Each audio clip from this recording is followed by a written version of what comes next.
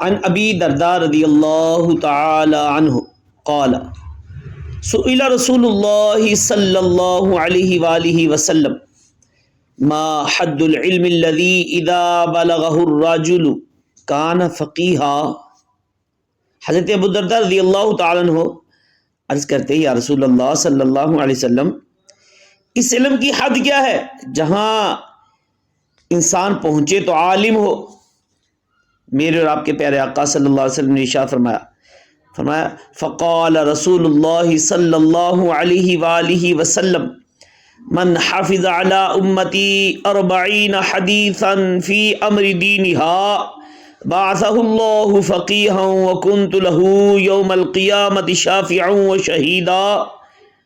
میرے اور آپ کے پیارے آقا صلی اللہ علیہ وسلم نے ارشاد فرمایا جو شخص میری امت تک پہنچانے کے لیے دین کے متعلق 40 حدیثیں یاد کر لے گا تو اسے اللہ پاک قیامت کے دن عالم دین کی حیثیت سے اٹھائے گا اور بروز قیامت میں اس کا شفیع اور گواہ ہوں گا۔